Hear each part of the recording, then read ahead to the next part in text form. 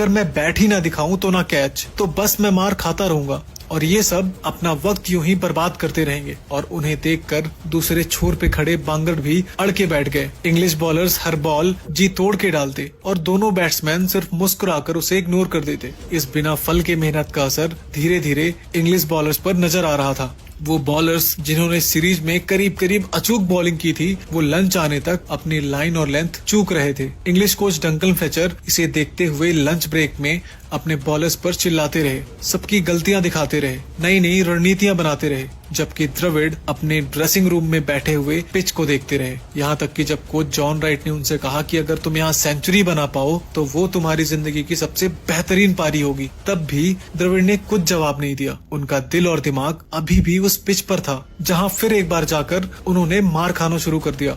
यहाँ तक कि बांगड़ जब एक अद्भुत 268 बॉल्स में 68 रन की पारी खेलकर आउट हुए, तब सचिन के मुताबिक वो ट्रैक इतना घटिया था कि जब मैं क्रीज पे आया तब भी पिच गीली थी, बल्कि जो पार्ट सूखे थे तो वो बॉलिंग को और अनइवन बना रहे थे। तो मैं इमेजिन भी नहीं कर सकता कि द्रविड़ ने वो सुबह कैसे निकाली होगी। इसलिए शायद जब द्रविड़ ने इस दिन के अंत तक खड़े रहकर अपनी 220 बॉल की 330 मिनट लंबी सेंचुरी पूरी की, तो सचिन ने उस इनिंग को द्रविड़ की जिंदगी की सबसे बेहतरीन पारी का दर्जा दिया था। वो पारी जिसने इस दिन के अंत तक भारत को सिर्फ एक विकेट पर 236 रन पर जाके पहुंचा दिया था। भारत अपने प्लान का पहला पड़ाव हासिल कर चुका था, पर इससे ना तो द्रविड़ संतुष्ट थे और ना ही सचिन, क्योंकि दोनों ने कई बार उनके आउट होने पर पारी को बिखरते हुए देखा था। इसलिए दोनों भी जब तक हो सके तब तक क्रीज पर रहना चाहते थे, खास करके सचिन, क्योंकि उस दूसरे दिन सचिन का स्वागत करने के लिए वो पूरा ग्राउंड उनके यॉर्कशायर के फैंस से भरा होना था। आज से 12 साल पहले जब सचिन सिर्फ 19 साल के थे, तब उन्होंने फॉरेन पिचेस पर ट्रेनिंग करने के लिए यॉर्कशायर की डोमेस्टिक टीम ज्वाइन की थी,